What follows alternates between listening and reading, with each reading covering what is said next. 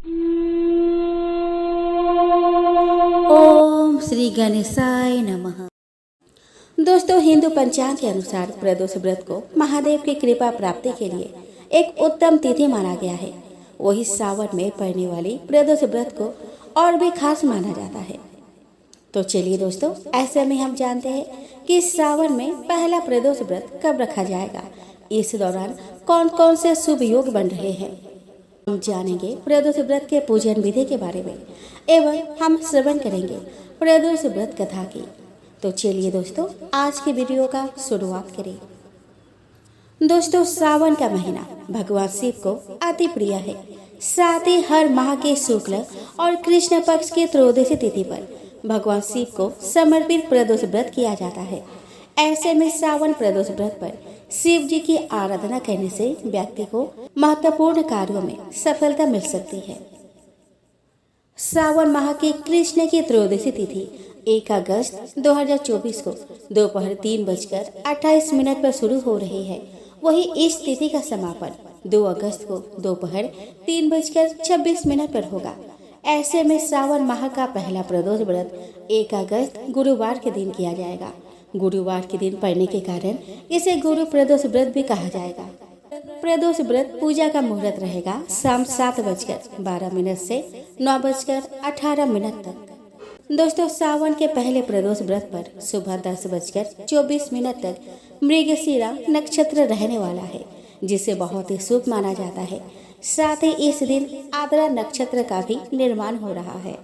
प्रदोष व्रत पर हर्षण योग 2 अगस्त सुबह 11:45 तक रहने वाला है। इस योग को कई शुभ कार्यों के लिए अच्छा माना जाता है। सावन के पहले प्रदोष व्रत पर दोपहर 3:28 तक शिव वास योग रहने वाला है। यह वह समय माना जाता है जब भगवान शिव नंदी पर सवार होते हैं, इसीलिए इसे रुद्र अभिषेक करने के लिए अत्यंत शुभ माना जाता है। अभिजीत मुहूर्त रहेगा दोपहर 12 बजे से 12:54 तक। दोस्तों, गुरुवार के दिन पड़ने से इसे गुरु प्रदोष व्रत कहा गया है। इस दिन व्रत रखने से भगवान शिव के साथ साथ गुरु ग्रह का भी आशीर्वाद प्राप्त होता है। साथ ही जिन लोगों के विवाह में अड़चन आ रही हो, तो इस व्रत को रखने से विवाह के योग्य बनते हैं। वही जीवन में धन संपन्नता बनी रहती है। साथ ही जिनके कुंडली में गुरु दोष है, वे लोग भी इस दिन व्रत रखें तो उनको गुरु दोष से मुक्ति मिलती है। प्रदोष व्रत में पूजन सायकाल के समय प्रदोष मुहूर्त में ही करने का विधान है। गुरुवार होने के कारण इस दिन गुरु प्रदोष व्रत भी रहेगा। भगवान शिव की कृपा प्राप्ति के लिए गुरु प्रदोष व्रत के दिन मंत्र जाप भी अवश्य ही करना चाहिए।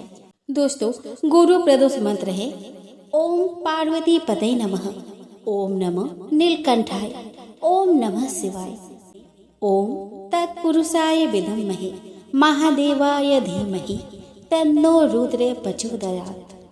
दोस्तों, प्रदोष व्रत के लिए जल से भरा हुआ कलश, बेलपत्र, धतूरा, भांग, कपूर, सफेद और पीले पुष्प एवं माला, आकरे का फूल, सफेद और पीली मिठाई, सफेद चंदन, धूप दीप, घी, सफेद वस्त्र, आम की लकड़ी, हवन सामग्री और आरती के लिए एक थाली रखें। प्रदोष व्रत के दिन व्रतधारी को प्रातः काल नित्य कर्मों से निवृत्त होकर स्नान आदि करके बृहस्पति देव और शिव पार्वती का पूजन करना चाहिए। पूरे दिन निराहार रहकर शिव के प्रिय मंत्र ओम नमः शिवाय का मन ही मन जाप करना चाहिए। तत्पश्चात सूर्यास्त के पश्चात पुनः स्नान करके भगवान शिव का षोडशोपचार से पूजन करना चाहिए। नैवेद्य में जौ का सत्तू, घी एवं शक्कर का भोग लगाए। तत्पश्चात 8 दिशाओं में 8 दीपक रखकर प्रत्येक की स्थापना कर उन्हें 8 बार नमस्कार करें। उसके बाद नंदीश्वर यानी कि बछड़े को जल एवं दूर्वा खिलाकर स्पर्श करें। शिव पार्वती एवं नंदकेश्वर की प्रार्थना करें। गुरु प्रदोष व्रत तथा शिव जी की कथा पढ़े या सुने। अंत में शिव जी की आरती करें, प्रसाद बांटे, तत्पश्चात भोजन ग्रहण करें। दोस्तों, प्रदोष काल में उपवास में सिर्फ हरी मूंग का ही सेवन करना चाहिए, क्योंकि हरा मूंग पृथ्वी तत्व है और मंदाग्नि को शांत रखता है। प्रदोष व्रत में लाल मिर्च, अन्न, चावल और सादा नमक नहीं खाना चाहिए। हालांकि आप पूर्ण उपवास या फलहार भी कर सकते हैं। दोस्तों, गुरु प्रदोष व्रत की कथा के अनुसार एक बार इंद्र और वृत्रासुर की सेना में घनघोर युद्ध हुआ। देवताओं ने दैत्य सेना को पराजित कर नष्ट भ्रष्ट कर डाला। यह देखकर वृत्रासुर अत्यंत क्रोधित हो स्वयं युद्ध को उद्धत हुआ। आसुरी मारा से उसने विकराल रूप धारण कर लिया। सभी देवता भयभीत हो गुरुदेव बृहस्पति के शरण में पहुँचे। बृहस्पति महाराज बोले कि पहले मैं तुम्हें वृत्रासुर का वास्तविक परिचय दे दूं। वृत्रासुर बड़ा ही तपस्वी और कर्मनिष्ठ था। उसने गंधमादन पर्वत पर घोर तपस्या कर शिव जी को प्रसन्न किया। पूर्व समय में वह चित्ररथ नाम का राजा था। एक बार वह अपने विमान से कैलाश पर्वत पर गया।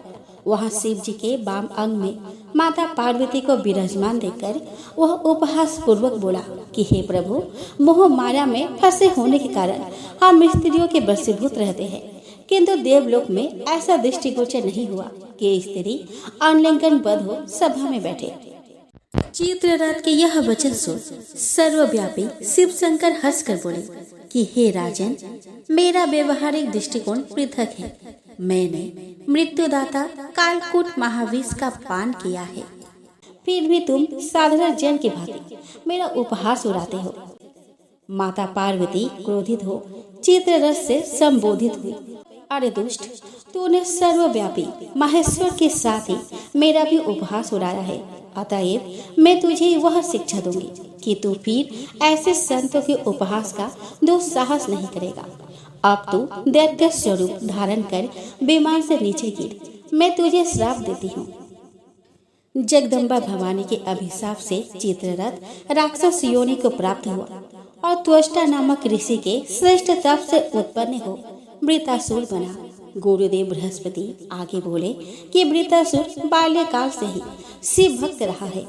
अतः हे इंद्र, तुम बृहस्पति प्रदोष व्रत कर शंकर भगवान को प्रसन्न करो। देवराज ने गुरुदेव की आज्ञा का पालन कर बृहस्पति प्रदोष व्रत किया। गुरु प्रदोष व्रत के प्रताप से इंद्र ने शीघ्र ही वृत्रासुर पर विजय प्राप्त कर ली और देवलोक में शांति छा गई। अतः प्रदोष व्रत के दिन हर शिव भक्त को यह कथा अवश्य पढ़ना चाहिए। दोस्तों, महादेव के गरुड़ में भृंगी की कथा तो आपने जरूर ही कही और पढ़ी या सुनी होगी, क्योंकि भोलेनाथ के गरुड़ में इनका विशेष स्थान है। लेकिन आपको जानकर हैरानी होगी कि नारी की उत्पत्ति का भी श्रेय कहीं न कहीं इन्हीं से ही जाता है। जी हाँ, ऐसी एक कथा मिलती है जहाँ शिव जी के परम भक्त भृंगी ने जब माँ पार्वती और भोलेनाथ को अलग समझा तो उन्हें कैसे श्राप भोगना पड़ा। साथ ही उन्हें नारी का महत्व समझाने के लिए भोलेनाथ ने कैसी लीला रची। तो चलिए इस कथा का श्रवण करें। दोस्तों, भृंगी महादेव के घरों में विशेष स्थान रखते हैं। कहते हैं कि जहाँ शिव होंगे वहाँ गणेश, नंदी, श्रृंगी, भृंगी, वीरभद्र का वास स्वयं ही होगा। भोलेनाथ और माता पार्वती के साथ उनके यह गढ़ हमेशा साथ चलते हैं। भृंगी की खास बात यह है कि उनके 3 पैर हैं। शिव विवाह के लिए चली बारात में उनका जिक्र मिलता है। बीनु पद होय कोई बहुपद बाहु, यानी शिव गढ़ों में कई बिना पैरों के थे तो किसी के पास कई पैर थे। यह पद तुलसीदास जी ने भृंगी के लिए लिखा था। हालांकि उन्हें यह तीसरा पैर श्राप से राहत पाने के लिए मिला था। भृंगी महान शिव भक्त थे। भोलेनाथ के चरणों के प्रति उनका प्रेम अनन्य था। कहते हैं कि उन्होंने सपने में भी शिव के अतिरिक्त किसी का ध्यान नहीं किया था। यहाँ तक कि वह देवी पार्वती को भी शिव से अलग मानते थे। उनके मन में हमेशा शिवस्य चरणम केवलम का ही भाव रहता था। उनकी बुद्धि यह स्वीकार ही नहीं करती थी कि शिव और पार्वती में कोई भेद नहीं है। इसी के चलते एक बार भृंगी ने एक अनुचित जिद की। तब उन्हें समझाने के लिए भोलेनाथ और माँ पार्वती को अर्धनारीश्वर रूप धारण करना पड़ा। कथा मिलती है कि एक बार भृंगी भोलेनाथ के परिक्रमा करने कैलाश पहुँचे। वहाँ हमेशा की तरह महादेव के बाई जंघा पर आदि शक्ति विराजमान थी। महादेव समाधि में थे और पार्वती चैतन्य थी। उनके नेत्र खुले थे। भृंगी शिव प्रेम में मतवाले हो रहे थे। वह केवल शिव जी की परिक्रमा करना चाहते थे, क्योंकि ब्रह्मचर्य की उनकी परिभाषा अलग थी। उन्हें लगा कि पार्वती जी तो शिव जी के बामंग में विराजमान है, ऐसे में वह कैसे परिक्रमा करें। तब उन्होंने माँ पार्वती से कहा कि वह शिव जी से अलग होकर बैठे ताकि वह परिक्रमा कर सके। तब देवी पार्वती समझ गई कि यह है तो तपस्वी, लेकिन इसका ज्ञान अधूरा है। तब उन्होंने भृंगी की बात को अनसुना कर दिया, लेकिन वह अपने हट में ही था। बार बार माँ से हटने के लिए कहने लगा। तब माँ पार्वती ने इस पर अपनी आपत्ति जताई और कहा कि अनुचित बात बंद करो। पहले तो उन्होंने भृंगी को कई तरह से समझाया, प्रकृति और पुरुष के संबंधों की व्याख्या की, वेदों का उदाहरण दिया, लेकिन भृंगी थे जो समझने को तैयार ही नहीं हो रहे थे। जब माता ने बात को अनसुना कर दिया, तब भृंगी ने सर्प का रूप धारण किया और शिव जी की परिक्रमा करने लगे। सरकते हुए वह देवी पार्वती और महादेव के बीच से निकलने का यत्न करने लगे। उनकी इस धृष्टता का परिणाम हुआ कि शिव जी की समाधि भंग हो गई। उन्होंने समझ लिया कि मूर्ख पार्वती को मेरे बाम अंग पर देखकर विचलित है। वह दोनों में भेद कर रहा था। इसे सांकेतिक रूप से समझाने के लिए शिव जी ने तत्काल अर्धनारीश्वर स्वरूप धारण कर लिया। पार्वती अब उन्हीं में ही विलीन हो गई थी। कथा के अनुसार शिव जी दाहिने भाग से पुरुष रूप में और बाई भाग से स्त्री रूप में दिखने लगे। अब तो भृंगी की योजना पर पानी फिरने लगा।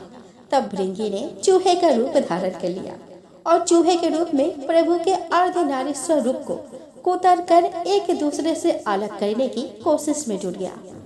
तब माता पार्वती ने उन्हें श्राप दिया कि हे भृंगी, तू सृष्टि के आदि नियमों का उल्लंघन कर रहा है। यदि तू मात्र शक्ति का सम्मान करने में अपने हट समझता है, तो अभी इसी समय तेरे शरीर से तेरी माता का अंश अलग हो जाएगा। यह श्राप सुनकर स्वयं महादेव भी व्याकुल हो उठे।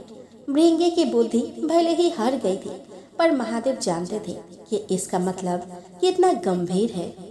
शरीर विज्ञान के तंत्रोक्त व्याख्या के अनुसार इंसान के शरीर में हड्डियां और पेशियां पिता से मिलती है, जबकि रक्त और मांस माता के अंश से प्राप्त होता है। तब श्राप मिलते ही भृंगी की दुर्गति हो गई। उनके शरीर से तत्काल रक्त और मांस अलग हो गया। शरीर में बची रह गई तो सिर्फ हड्डियां और मांसपेशियां। मृत्यु तो हो ही नहीं सकती थी, क्योंकि वो अभिमुक्त कैलाश के क्षेत्र में थे और स्वयं सदाशिव और महामाया उनके सामने थे। उनके प्राण हरने के लिए यमदूत वहां पहुंचने का साहस नहीं कर सकते थे। असहाय पीड़ा से भृंगी बेचैन होने लगे, क्योंकि यह श्राप भी आदि शक्ति का दिया हुआ था और उन्होंने यह श्राप भृंगी की भेद बुद्धि को सही रास्ते पर लाने के लिए दिया था। इसीलिए महादेव भी बीच में नहीं पड़े। श्राप के चलते भृंगी समझ पाए कि पितृ शक्ति भी किसी सूरत में मात्र शक्ति से परे नहीं है। माता और पिता मिलकर ही इस शरीर का निर्माण करते हैं, इसीलिए दोनों ही पूज्य है। इसके बाद भृंगी ने असहाय पीड़ा से तड़पते हुए माँ की पूजा की। माता तो माता होती है। उन्होंने तुरंत उन पर कृपा की और पीड़ा समाप्त कर दी। माता ने अपना श्राप वापस लेने का उपक्रम शुरू किया, लेकिन धन्य थे भक्त भृंगी भी। उन्होंने माता को श्राप वापस लेने से रोक दिया।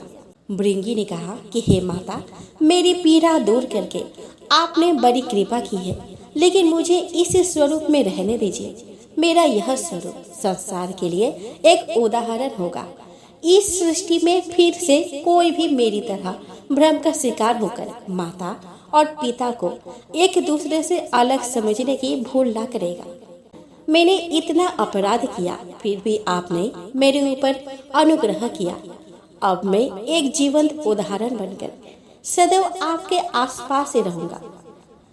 भक्त की यह बात सुनकर महादेव और माता पार्वती प्रसन्न हुई। अर्धनारीश्वर स्वरूप धारण किए हुए माता पार्वती और शिव जी ने तुरंत भृंगी को अपने गढ़ों में प्रमुख स्थान दिया। भृंगी चलने फिरने में समर्थ हो सके, इसीलिए उन्हें तीसरा पैर भी दिया। तीसरे पैर से वह अपने भार को संभालकर शिव पार्वती के साथ चलते हैं अर्धनारीश्वर भगवान ने कहा कि हे भृंगी, तुम सदा हमारे साथ रहोगे। तुम्हारी उपस्थिति से इस जगत को संदेश मिलेगी कि हर जीव में जितना अंश पुरुष का है उतना ही अंश नारी का भी है। कथा मिलती है कि संसार को मैथुनी सृष्टि की व्यवस्था शिव जी ने दी है। इसके लिए उन्होंने सबसे पहले ब्रह्मा को अपना अर्धनारीश्वर स्वरूप दिखाया। उसे देखकर ही ब्रह्मा ने नारी की कल्पना की। नारी और पुरुष के संयोग से सृष्टि रचना की व्यवस्था दी, अर्थात नर और नारी मिलकर सूक्ष्म ब्रह्मा की तरह सृष्टिकर्ता हो जाते हैं। लेकिन शिव ने पार्वती के साथ विवाह व्यवस्था दी और सबसे पहला विवाह शिव जी और माता पार्वती का ही है। आइए दोस्तों, अब हम श्रवण करें शिव चालीसा। श्री गणेश गिरिजा सुवन मंगल बोले सुजान, कहते अयोध्या दास तुम देहु अभय वरदान।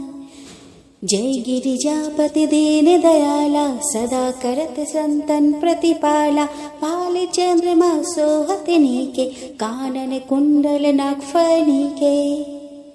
अंगे गौर सिर गंग बहाय, मुंडे माल तन छारे लगाए। वस्त्र खाल बाघंबर सोहे, छवि को देख नाग मुनि मोहे। मैना मातु की है विदुलारी, माँ में अंग सोहत छवि न्यारी।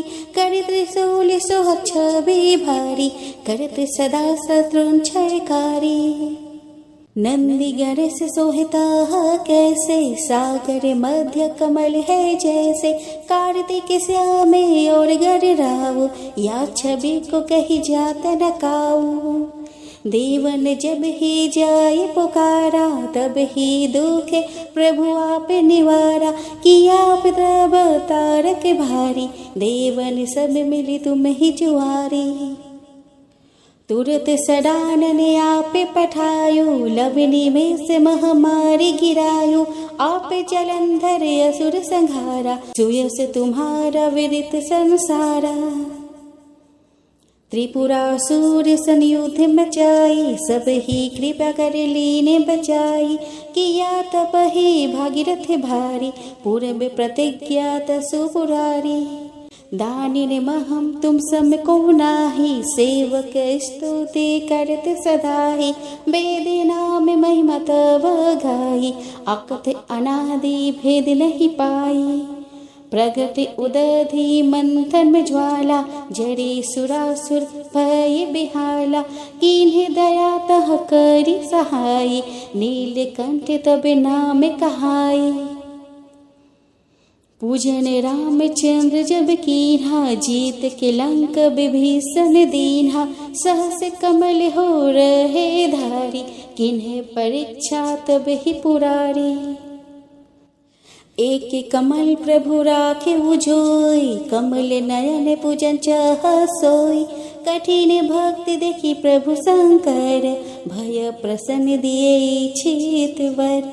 जय जय जय अनंत अविनाशी, करत कृपा सबके घटवासी।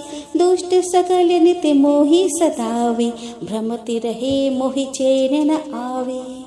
त्राहि त्राहि मैं नाथ पुकारो, यही अवसर मोहि जाने उबारो।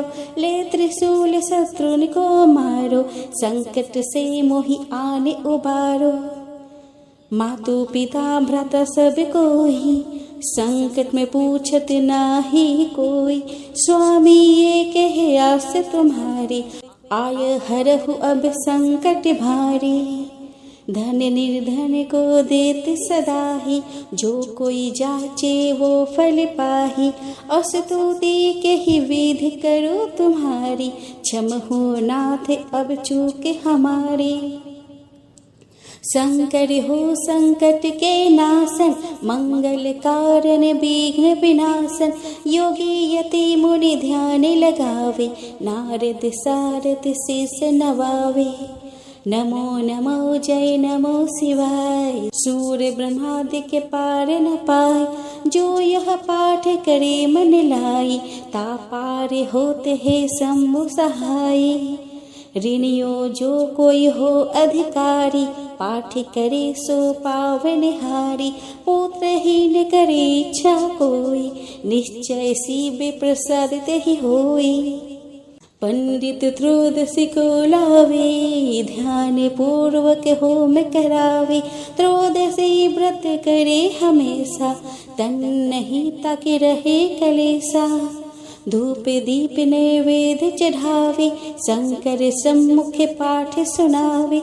जन्म जन्म के पाप नसावे, अंतवास शिव पूरे में पावे। कहे अयोध्यास तुम्हारी, जानी सकल दुख हरहु हमारी। नित्य नेम कर प्रातः ही पाठ करो चालीसा, तुम मेरी मनोकामना पूर्ण करो जगदीश। मगसर छठी हेमंत ऋतु, संवत 64 जान। स्तुति चालीसा शिव ही पूर्ण की निकल्या। आइए दोस्तों, अब हम श्रवण करें शिव जी की आरती। ओम जय शिव ओंकारा, स्वामी जय शिव ओंकारा। ब्रह्मा विष्णु सदा शिव, हरिधांगी धारा। ओम जय शिव ओंकारा। एकानन चतुरानन, पंचानन राजे। हंसानन गरुरासन, वृषवाहन साजे। ओम जय शिव ओंकारा। दो भुज चार चतुर भुज, 10 भुज अति सोहे। त्रिगुण रूप निरखते, त्रिभुवन जन मोहे। ओम जय शिव ओंकारा। अक्षमाला बनमाला, मुंडमाला धारी। त्रिपुरारी कंसारी, बरमाला धारी। ओम जय शिव ओंकारा। श्वेतांबर पीतांबर, बाघंबर अंगे। सनकादिक गरुणादिक, भूतादिक संगे। ओम जय शिव ओंकारा। कर के मध्य कमंडलो, चक्र त्रिशूल धारी। सुखकारी दुखहारी, जग पालनकारी। ओम जय शिव ओंकारा। ब्रह्मा विष्णु सदा शिव, जानत अविवेका। मधु कटभ दो मारे, सूर भय करे। ओम जय शिव ओंकारा। लक्ष्मी वो सावित्री, पार्वती संगा। पार्वती अर्धांगी, शिवल हरि गंगा। ओम जय शिव ओंकारा। पर्वत सोहे पार्वती, शंकर कैलासा। भांग धतुर का भोजन, भस्मी में वासा। ओम जय शिव ओंकारा। जटा में गंग बहत है, गल मुंडन माला। शेष नाग लिपटावत, ओढ़त मृग छाला। ओम जय शिव ओंकारा। काशी में विराजे विश्वनाथ, नंदी ब्रह्मचारी।